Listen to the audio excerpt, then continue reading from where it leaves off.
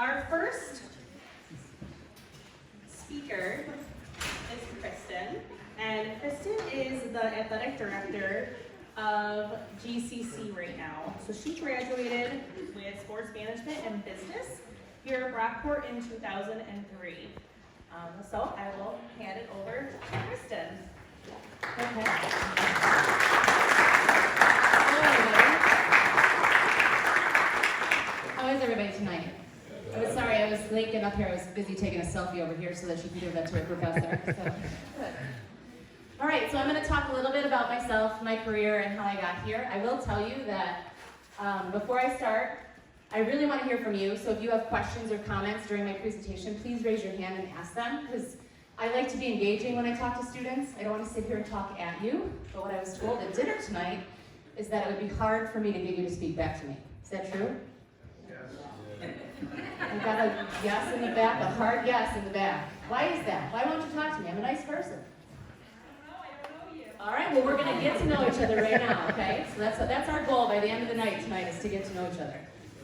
So raise your hands if you have anything to add to the discussion, okay? So then just raise your hand, I'll call on you, and hopefully we can move forward through this presentation. So, distinguished speaker. When she called me to ask me to be a distinguished speaker, I said, well, distinguished isn't really one of the characteristics I've used to describe myself, but apparently here I am. These are some of the words that I would use to describe myself. I'm a mom, I'm a wife, I'm a Hall of Famer. Actually, I'm a Brockport Hall of Famer, which I'll cover in a little bit. Best friend, sister, daughter, those are all words that I would use to describe myself. One of the other words that I didn't put up there is hard worker, and we'll cover that in a minute as well. So how did I get where I am today?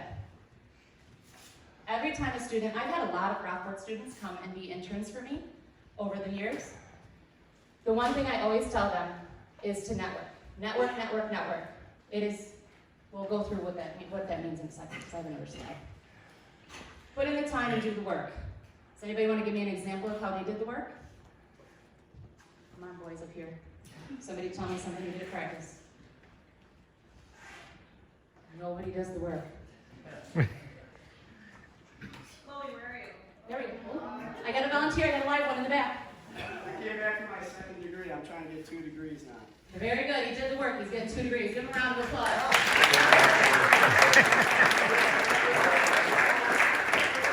right, and the last thing that I'll hit upon tonight is to be true to yourself, okay? Your morals and your values. So, network, network, network. Networking is what's going to get your foot in the door, okay? It's not going to end up getting your career done for you, okay? But it's going to get your foot in the door.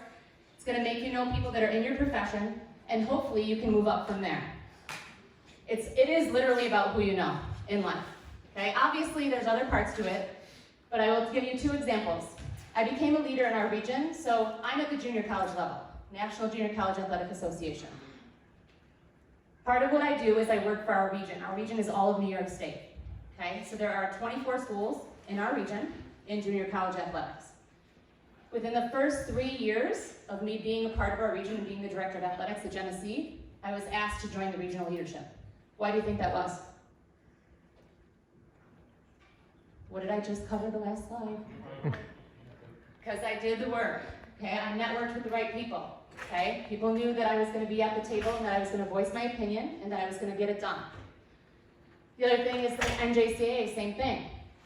Started to meet people in our region, they connected me with national people, and then I ended up on all the wonderful boards that I serve on now. Okay? Put in the time, do the work. I may not always be the smartest person in the world, in the room, but I will be the hardest worker. Okay? I may not be the person that's coming up with all the ideas, and I'll never say that I came up with an idea that wasn't mine, but I'll be the one that puts it on the paper, that turns it in, and gets it done. Does that make sense? Okay. And then be true to yourself. Your values, your family, your life, okay? There'll be examples throughout my presentation of this as well. A couple of them, the career choices.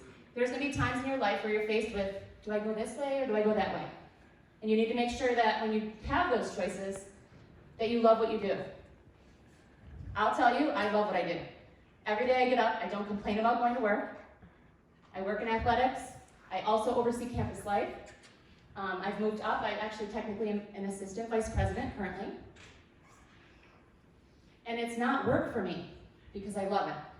And I would highly recommend that if that's what you do in your career path. Find something you love and do that. Otherwise, you go to work and miserable every day, right? Who wants to do that? Okay? The other thing, the values, the morals piece of it. When I became the athletic director at Genesee, it was a very win-it-all culture. Win at all costs. Here's money, throw it at them, we'll pay for their scholarships, get it done. I'm not that person. I value my morals, I value competition, but I also value doing it the right way. So that's one of my examples is a coach comes into me, he's like, Kristen, I don't understand. Down the road at Monroe, they're doing it this way, or at Erie, they're doing it that way. I'm like, well, you're not doing it here, because this is Genesee and we're not doing it, okay? And that was hard for my coaches at first. They did not like it. And that's when I had the conversation of, you're not chained to your desk. I didn't chain you here. You can go somewhere else if you want to, right? Okay? So be true to yourself. Make sure that you know who you are and move forward always with your own values. Because in athletics, right, and I'm primarily athletic, some of you are athletes. Who's athletes? Okay, a lot of you. Okay. In athletics, we're driven, right? We're driven to win, right? That's our goal, is to win. But don't lose yourself along the way. Okay. So, some of the things that made me who I am. This is my family. I have great role models, my mom and my father. My father's actually in the back. I am the youngest of 5. I was brought up with 4 older brothers. They're in the picture up there. Actually, when I was doing this slide today, I'm like, wow, that actually probably is why I am the way I am. Okay? I mean, strong-willed, fine. Athletic, probably because they kick my butt every day. But also, I'm in a very male-dominated world. In the athletic realm, I don't know if everybody knows this or not, but most athletic administrators are men. And then there's me. So I sit at the table, at the national table, 24 regions in the States, okay, all over the country. There are 2 women that are elected officials at that table, and I'm one of the 2. Okay? And probably because I never thought about it, right? I didn't think about it until I was writing this slide. That I was always at the table with all men. So it's nothing different for me. Okay? Practice before fun. This is I had to give a tribute to this. So in my childhood, I was always told, I'll take my dad. I'll take you anywhere you want to go. You want to go to sleepover at Sally's house? Fine. We'll go to sleepover at Sally's house. But you're going to shoot 100 baskets before you leave. What do you mean I'm shooting 100 baskets? But I did. Or you're going to go out and pitch before you leave. That was my dad. Loved the guy. I was an athlete. I was a good athlete because he drove me to be that way. So he fooled me into practicing so that I could go hang out with my friends, which, whatever, that's fine. And then also, the other thing that I didn't think of is that when I was young, now there's elite youth programs for women all over the place, right? Like you can pretty much go to any high school, any area. Where I was at Hilton, there wasn't youth programs. I had to play with the boys, or I had to go across town to Greece, which you guys might be all familiar with this, right, because it's local. And I had to play for a different area. I couldn't play for my own school, which is weird, right? You don't think about that now, but 30 years ago, boy, but anyways, I was a 3-sport athlete in high school. I played field hockey, basketball, and softball. And my mom always wanted me to be well-rounded, so I always throw out the fact that I played the clarinet all through high school. I don't tell a lot of people that, but I'll tell you guys. Okay, then I went on to college. So my senior year of high school, it was the selection process, right? What do? Do I go play Division I? Do I go to Division III and play at a Division III? My end-all choice, I came here to play both sports. I had offers from St. Bonaventure as well as Niagara to play softball, but I came here to do both basketball and softball. And I was a big fish in a small pond when I was here, which was nice. And I got some accolades while I was here. It was really nice to be that athlete here on campus. So I will tell you a little story though about my first day of tryouts. So I played softball for John Dumont. Is there any softball players in the room? Oh, there is one, okay. So John Dumont was my coach, but my coach also since I was 7 years old, because he coached travel ball when I was little, so I played for him. So I went through fall semester playing softball, no big deal, transitioned to basketball practice. My first day of basketball, I didn't think I was good enough to make the team. I was terrible. I couldn't make a shot to save my life that practice. Michelle Karen at the time pulled me over. She's like, Kristen, what's going on? I'm like, well, I just want to make the team. I'm just nervous. I just want to make the team. She's like, Kristen, you're going to make the team. Stop worrying about it. You're going to make the team. I'm like, okay. So then I played fine, and it was, and I put on here, it was that first day of practice where I didn't think I was going to make the team, all the way to I was SUNY Rookie of the Year that year. So that's huge, right? As a freshman, Rookie of the Year. So I guess that goes back to the whole hard work, right? I put in the time, I did the work, and I ended up the SUNY Rookie of the Year. And then, I was captain for 3 years for both sports, which is a heavy lift. Oops, lost my slide. And then the other story that I was going to just quickly tell you is that somebody just said to me, who was it? You aspire to be an athletic director? Funny story, in my senior bio, in my book that I found the other day when I was preparing for this, it says aspires to be an athletic director or a sports agent, and here I am. Pretty unique where you actually aspire to do something and become that. So I was fortunate to do that as well. The Empire State Games story, real quick, just leading into who I am. Trying out for Empire State Games. Has anybody in here heard of that? Okay, so a bunch of you. Do they have them anymore? They don't really have them a lot, do they? Okay. What it was is obviously all different areas of the state played off. So I tried out for the Empire State Games for softball my junior year, made the team. The coach at the time was a Division I coach from Canisius College, who didn't think I was worth anything, because I was a D3 athlete. So he was like, she's not gonna pitch, my D1 kids are gonna throw. Okay, so I just did what I normally do, put my nose down, hard work, dedication, showed up to every practice, worked hard. Who do you think threw in the gold game and won the gold? Me. Okay? I was the pitcher on the mound when we did that. And again, the next year, he knocked on my door and said, hey, come play for me. So it's all about what you do and how you put the work in, right? That's the whole point of that, right? And then let's see. Okay, my professional career. So moving into my professional career. So the business world, I was a business major here, also sport management concentration, because there was no sport management major when I went here. So I decided that I was going to go into the business world. So I went into the business world and I worked for a telecommunications company. I sold headsets for a living for 4 months and hated every minute of it. And that's when I decided that, you know what, this isn't for me. I'm going to circle back and try to figure out some way, somehow, that I can work in athletics. So I did. I was actually at my college roommate's wedding when her high school coach came up to me and said, hey, Kristen, so there's a community college softball job open. You should apply for it. I'm like, I'm not coaching softball. I work at a business. I'm going to be a business person. So I decided to do it. I applied. I got the job. And again, back to networking, it's who you know. I'll tell you, in the interview, the athletic director at Genesee at the time turned to me and said, you're in the paper all the time. I'm like, okay, that's athletic. It's not coaching, whatever. But that's literally why I got hired. Was because he knew somebody who I knew, and figured out that I was a good athlete and thought that would go into coaching, which I was fortunate it did. And then I also became all of the other things. So up there it says the yes person. I was the yes person. I still am the yes person. I finally am at the point in my career where I think I can start to say no. Don't do it often, but I have done it. I can say I just did it for one of the conferences I have coming up. I said, no, I'm not presenting at something. First time ever. So I was the yes person. I became the sports information director, which we all know is a big job, right? What does that person do? Everything under the sun and then some, right? So I did that. I taught 11.5 credit hours a semester, which is just under full time, mainly because they wanted to keep me just under full time. And then I also was a part-time academic advisor for the PE and sport management programs. And again, 19.5 credit hours a week, which was just under full time. So all of those wonderful things made up the opportunity that I had to move on to Finger Lakes Community College as the assistant AD there, because all the pieces of the puzzle that I was doing were embedded in that administrative job. So that is when I had to make a choice. So you'll see my family up here. My kids and my husband and I, and then my kids are up there. I'm getting the thumbs up from the back from my son who's sitting back there.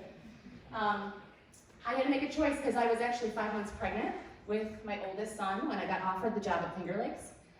And then Genesee came back and they're like, well, we don't want her to leave. So they paired up this position for me with coaching, teaching, academic, all the things I was doing, and basically said that I could stay and they would make me full-time. What do you think I did? I was the yes person, but I actually said no. Who said that? Okay, I said no. Why did I say no? Because I'd spent 7 years trying to be full-time there, right? And I loved it there, but I wanted to go the administrative path. I wanted to make that bio that was in my senior year a reality, okay? So, I went to Finger Lakes. There's their logo. Any Finger Lakes people? Any transfer students from there? Oh, we do have a Finger Lake, okay. Cool. Loved it there, loved my time there. Was under a guy who was an amazing athletic administrator. We did figure out that we were both too much alike, because we both get fired up real quick.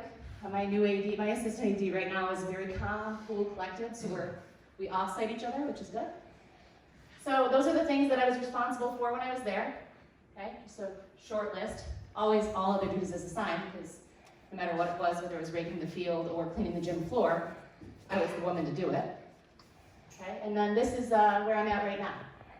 Okay, so Director of Athletics, 2013 to present.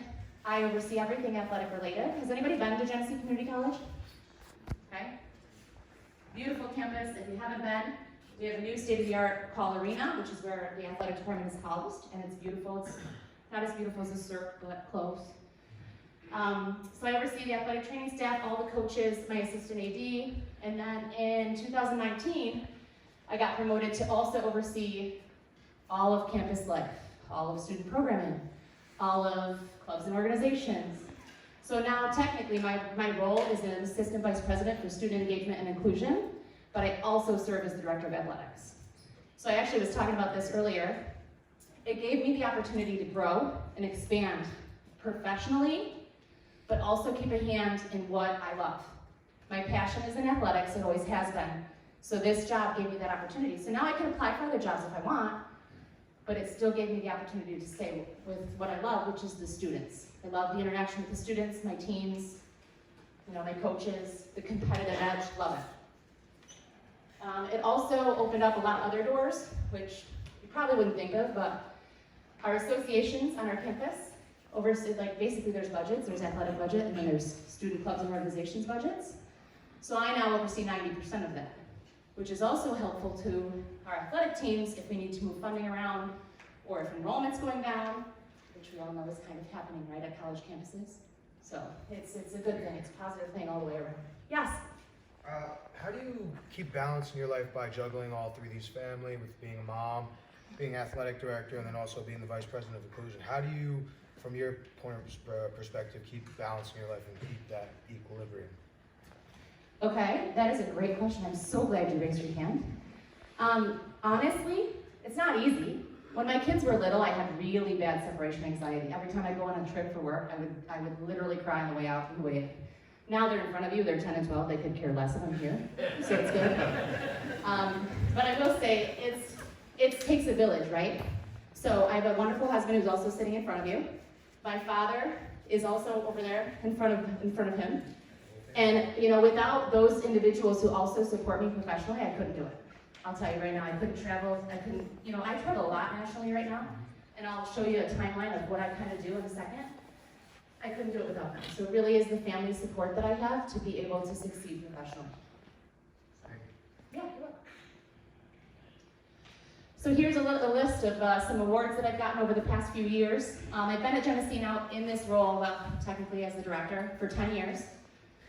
I was the Regional Athletic Director of the Year in 15 and in 22. I was the NATICA, which stands for National Alliance 2-Year College Athletic Administrators.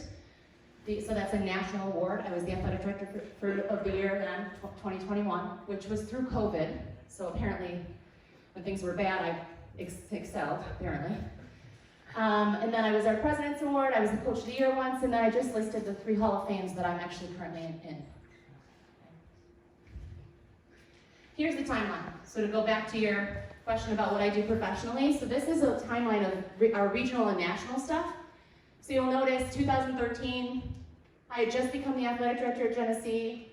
I started out as just a part of the regional board and then was given some chair responsibilities. Then I moved into 2016. They realized that I was Working hard, they wanted me to be part of the regional leadership. I became the assistant women's regional director. From there, I became the women's regional director and chairs of national sports. So nationally, right now, I chair D3 women's soccer and D3 women's softball. So anytime there's a tournament, national tournaments, I'm required to go there, and I do national polls, national rankings. I'm in charge of All-American selections. Okay, that's all part of what I do with that. In 2021, I was elected as the Region 3 Board of Regents representative, which is what I was talking about earlier. There's 24 people at that table, and I'm one of two of the women that sit there. So that's the Board of Regents. And then currently, all those things on the left-hand side are all things that I do from 2022 to present.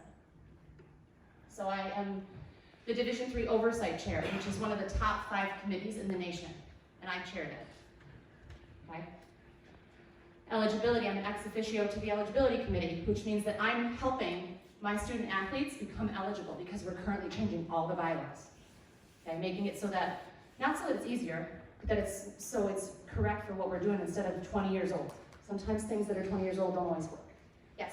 What was your biggest challenge during COVID? Oh, getting back to playing, to be honest with you. All of our planning the whole time was reintegration planning. And it was reintegration planning for how we play each other, how we keep everyone safe while continuing to play.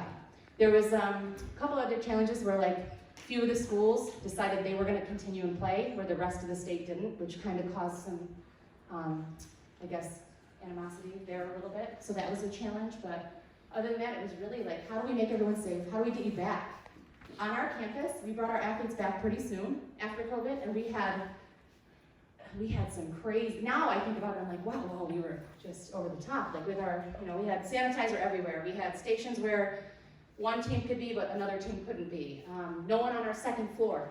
So the thing that I love so much, student interaction, seeing our teams, getting to know everyone's, I pride myself, I try to figure out everyone's name in my athletic department. That's 200 athletes a year, at least, that I try to get everyone's name, but I couldn't see them. So last year I struggled, because I was like, oh man, I don't even know the sophomores' names, because I just didn't see them in my office area the year before. Does that answer your question?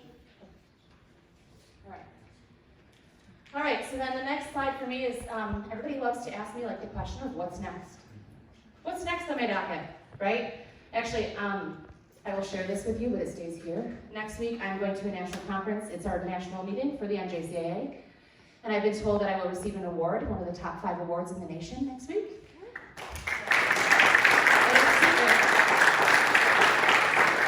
But it's a secret, because I can't tell you what it is until they announce it, right? It's all a secret. But at that, one of the guys turns to me, he's like, you're getting all the awards that old people get, Kristen. What are you gonna do next? And I'm like, I don't know, I don't know. But I will tell you that I'll circle back to love what you do. Because it's not work for me. I love what I do. So every day I get up, I go to work.